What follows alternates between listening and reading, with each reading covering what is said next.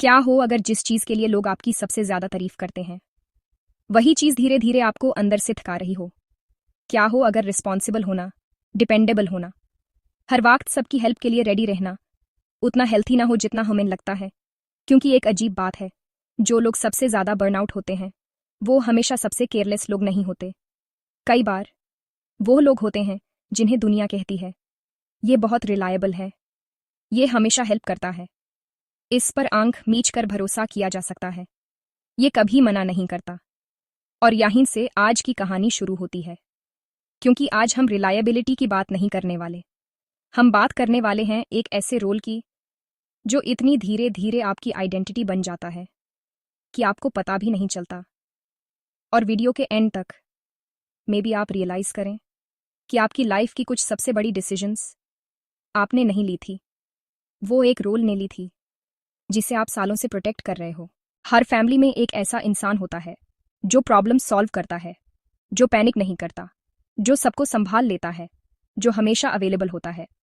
शायद वो आप हो। फ्रेंड को प्रॉब्लम, आपको कॉल। फैमिली को हेल्प चाहिए, आपको कॉल। ऑफिस में इश्यू, आपको कॉल। और शुरू में ये सब अच्छा लगता है, यूजफुल लगता है, इंपॉर्टेंट लगता है, क्योंकि हेल्प करना नेचुरली अच्छा फील करवाता है। लेकिन धीरे धीरे एक इनविजिबल शिफ्ट होती है और ज्यादातर लोग उसे नोटिस ही नहीं करते। क्योंकि प्रॉब्लम हेल्पिंग नहीं है, प्रॉब्लम तब शुरू होती है जब हेल्पिंग आपकी वैल्यू का सोर्स बन जाती है। और एक बार जब ऐसा हो जाए तो फेवर फेवर नहीं रहता, वो आपकी वर्थ का प्रूफ बन जाता है। दो लॉग इमेजिन कीजिए। पहला सोचता है मैं वैल्यूबल हूं क्योंकि मैं एग्जिस्ट करता हूं। सेकंड सोचता है मैं वैल्यूबल हूं क्योंकि लोगों को मेरी जरूरत है।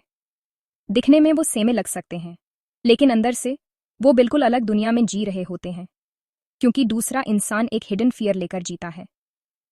क्या होगा अगर लोगों को मेरी जरूरत ना रहे? और ये फियर सब कुछ बदल देता है। हर रिक्वेस्ट पर्सनल लगती है, हर फेवर जरूरी लगता है, हर नो डेंजरस लगता है। और धीरे धीरे वो एक डेंजरस मिस्टेक कर देता है। बीइंग लव्ड और बीइंग यूजफुल दोनों को सेम समझने लगता है। और वही ट्रैप है। लेकिन कहानी यहां से और इंटरेस्टिंग हो जाती है, क्योंकि शायद ये सब अडल्टहुड में शुरू ही नहीं हुआ था, थोड़ा बचपन में चलते हैं। मे बी आपसे बार बार कहा गया हो तुम रिस्पॉन्सिबल हो, तुम मैच्योर हो, तुम स्ट्रांग हो, हमें तुम पर भरोसा है, तुम सब संभाल लोगे। उस वक्त ये कॉम्प्लीमेंट्स लगते थे, और कई बार वो सच में कॉम्प्लीमेंट्स ही थे। लेकिन ब्रेन एक इंटरेस्टिंग तरीके से काम करता है। ब्रेन ये नहीं पूछता क्या ये सच है, ब्रेन पूछता है मैं ये कितनी बार सुन रहा हूं। क्योंकि ब्रेन रेपिटेशन पर फोकस करता है, ट्रूथ पर नहीं। और यहीं सब कुछ चेंज होने लगता है। जो बातें आप बार बार अपने बारे में सुनते हो, एक दिन वही बातें आप अपने बारे में सोचने लगते हो। पहले पेरेंट्स कहते हैं तुम रिस्पॉन्सिबल हो, बाद में आप कहते हो मैं रिस्पॉन्सिबल हूं। पहले लोग कहते हैं तुम स्ट्रांग हो, बाद में आप कहते हो मुझे हेल्प नहीं मांगनी चाहिए। पहले लोग कहते हैं तुम पर भरोसा किया जा सकता है, बाद में आप गिल्ट फील करते हो जब किसी को डिसअपॉइंट करते हो। नोटिस किया? वॉइस बदल गई, मैसेज सेम रहा। सबसे इंपॉर्टेंट बात यह नहीं है कि लोगों ने आपको क्या कहा, सबसे इंपॉर्टेंट बात यह है कि आपने खुद को क्या कहना शुरू कर दिया। क्योंकि एक पॉइंट के बाद लेबल्स कॉम्प्लीमेंट्स नहीं लगते, फैक्ट्स लगने लगते हैं। और ब्रेन फेमिलियर चीजों को आइडेंटिटी बना लेता है, चाहे वो सच हो या ना हो। मोस्ट पेरेंट्स ये जानबूझकर नहीं करते, वो मोटिवेट करना चाहते हैं, इनकरेज करना चाहते हैं। लेकिन कभी कभी वो एक ही रोल को रिवॉर्ड करते रहते हैं, responsible child, strong child, helpful child, mature child. और धीरे धीरे बच्चा एक साइलेंट लेसन सीख लेता है। अगर मैं ये हूं तो मुझे लव मिलेगा, अगर मैं ये हूं तो मुझे एक्सेप्टेंस मिलेगा, अगर मैं ये हूं तो मैं बिलोंग करता हूं। और जब बिलोंगिंग किसी रोल से अटैच हो जाए तो उस रोल को छोड़ना बहुत डरावना लगता है। अब एक uncomfortable truth, most reliable log helping के एडिक्टेड नहीं होते, वो नीडेड फील करने के एडिक्टेड होते हैं। क्योंकि नीडेड फील करना सेफ लगता है, नीडेड फील करना इंपॉर्टेंट लगता है, नीडेड फील करना वैल्यूएबल लगता है। और धीरे धीरे आप हेल्प इसलिए नहीं करते क्योंकि आप करना चाहते हो, कभी कभी आप हेल्प इसलिए करते हो क्योंकि आपको नहीं पता होता अगर आपने हेल्प करना स्टॉप कर दिया तो आप कौन रहोगे। Let that sink in. क्या पता आप एग्जॉस्टेड इसलिए ना हो क्योंकि आप बहुत काम करते हो। क्या पता आप इसलिए एग्जॉस्टेड हो क्योंकि आप सालों से एक रोल निभा रहे हो जिसे छोड़ने से आप डरते हो। और अब आता है सबसे पेनफुल ट्रूथ। जितने ज्यादा रिलायबल आप बनते जाते हो उतना ही कम लोग पूछते हैं कि आप ठीक हो या नहीं, क्योंकि सबको लगता है आप मैनेज कर लोगे। जो फ्रेंड सबकी हेल्प करता है उसे सबसे कम पूछा जाता है कि वो कैसा है। जो सिबलिंग सबको संभलता है उसे सबसे कम सपोर्ट मिलता है। जो एम्प्लॉय सबकी हेल्प करता है उसे सबसे ज्यादा काम मिलता है। और धीरे धीरे जो इंसान सबको कैरी कर रहा होता है उसे कैरी करने वाला कोई नहीं रहता। जिस चीज के लिए लोग आपकी तारीफ करते हैं कभी कभी वही वजह बन जाती है कि कोई आपकी स्ट्रगल देख ही नहीं पाता। लोग सोचते हैं रिलायबल लोगों को सबसे ज्यादा फियर होता है लोगों को डिसअपॉइंट करने का, लेकिन रियल फियर कुछ और होता है।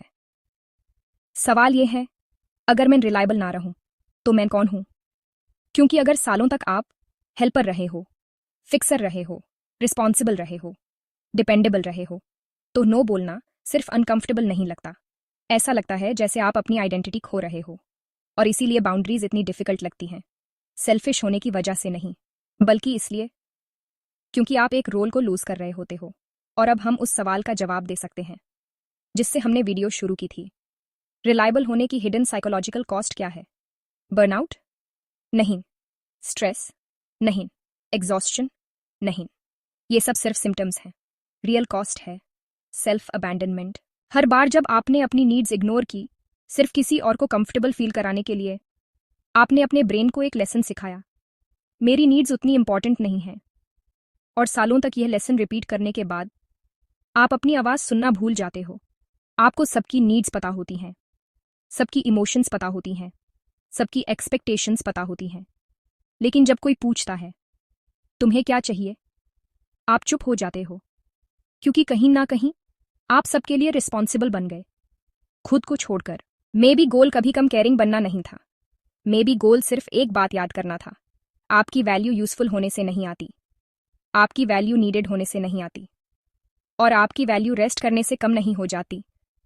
आपको लोगों की जिंदगी में अपनी जगह अर्न करने की जरूरत नहीं थी, आप बिलोंग करते हो। तब भी जब आप किसी को नो बोलते हो या कोई रिस्पॉन्सिबिलिटी लेने से मना करते हो, अगली बार किसी को यस बोलने से पहले एक सेकंड रुकना और खुद से पूछना, क्या मैं हेल्प इसलिए कर रहा हूं क्योंकि मैं करना चाहता हूं, या क्या मैं हेल्प इसलिए कर रहा हूं क्योंकि मेरा फियर है कि अगर मैंने मना कर दिया तो मैं वो इंसान नहीं रहूंगा जो मैं हमेशा से समझता आया हूं। हो सकता है इस एक सवाल का जवाब आपकी पूरी लाइफ चेंज कर दे। अगर इस वीडियो से आपको कुछ नया सीखने को मिला तो कमेंट करें और ऐसी और वीडियोस के लिए सब्सक्राइब करें।